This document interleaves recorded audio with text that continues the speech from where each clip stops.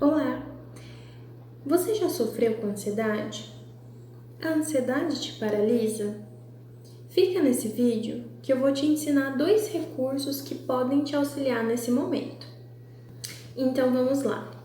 A ansiedade ela é uma palavra que ela vem da Grécia, do grego. Então o que ela significa? Ela significa oprimir e sufocar.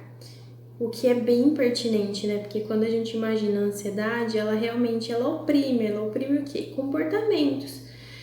Ela me faz deixar de ter comportamentos que eu preciso ter, quando tá exagerado.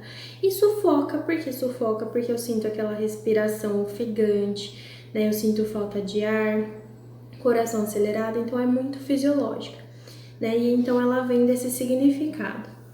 E que a gente tem que entender que a ansiedade, ela é boa, ela tem o seu lado bom, afinal ela tem uma função no organismo para cumprir, que é de nos proteger diante de algum medo.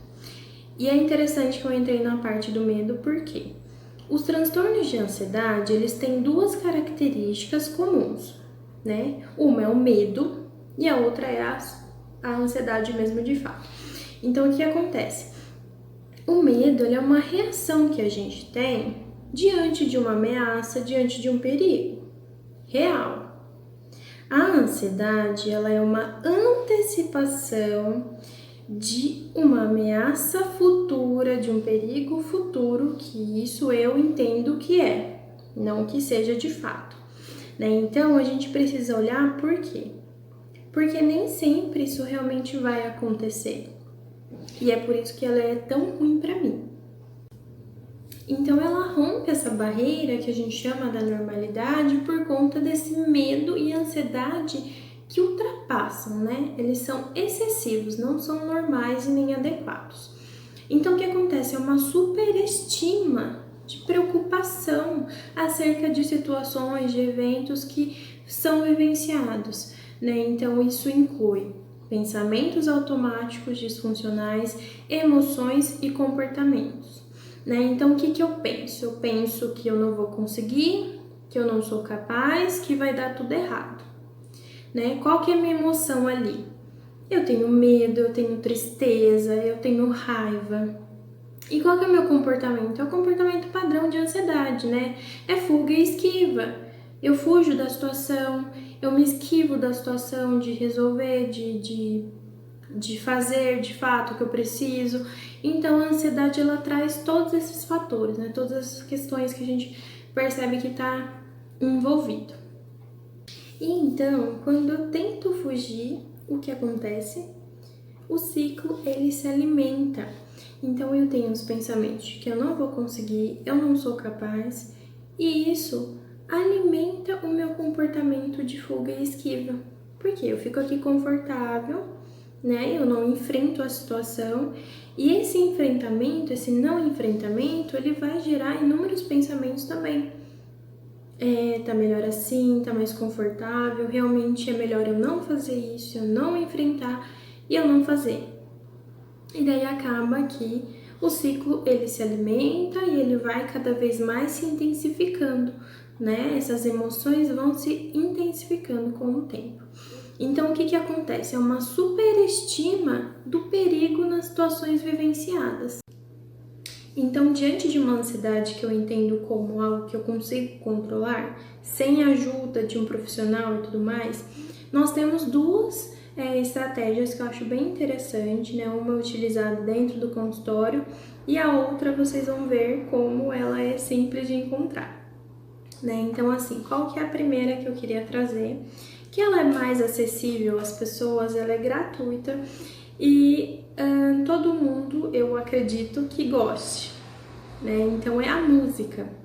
A gente já tem estudos, muitos estudos relacionados à música, de que ela auxilia, como uma ferramenta terapêutica diante de ansiedade, Nós temos artigos que falam muito a respeito do benefício dela em alguns tratamentos com pacientes oncológicos, dentro de ambulatórios, de hospitais. Isso é muito eficaz. Por quê?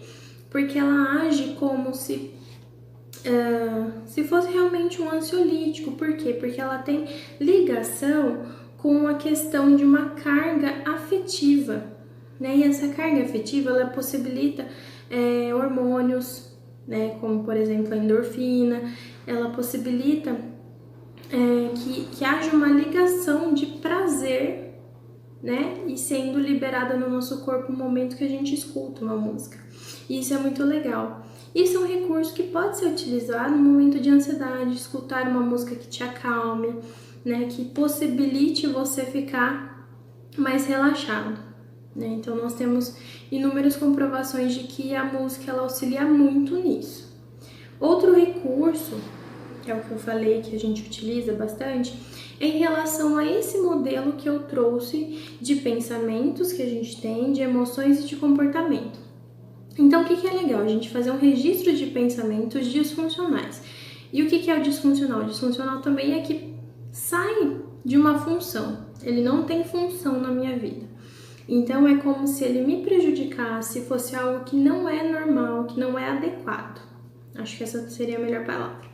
Então, a gente pode registrar os nossos pensamentos, nossas emoções e nossos comportamentos e confrontá-los com algumas perguntas do tipo: qual seria a pior coisa que acontecesse se eu fizesse isso, né? Pensando na ansiedade, nessa questão da ansiedade, pegar uma situação que aconteceu com você, um pensamento que você teve naquele momento, a emoção que estava ali, mais intensa, e o comportamento que você teve. E pensar, o que eu poderia fazer de diferente? Qual a outra possibilidade que eu teria? Qual outro caminho que eu teria de fazer diferente? Né? E daí a gente pode entender se essa ansiedade ela tá adequada à situação que eu tô vivenciando. Então, poxa, essa situação que aconteceu realmente, ela é geradora de ansiedade. Tudo bem eu ficar ansiosa e isso passar, né?